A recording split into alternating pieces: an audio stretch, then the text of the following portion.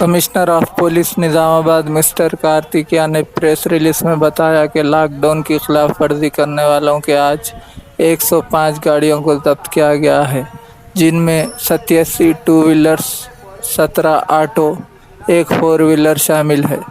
इन्होंने आवाम से अपील की है कि लॉकडाउन की पाबंदियों पर अमल करें और शाम में कर्फ्यू के औकात में घर से बाहर ना निकले।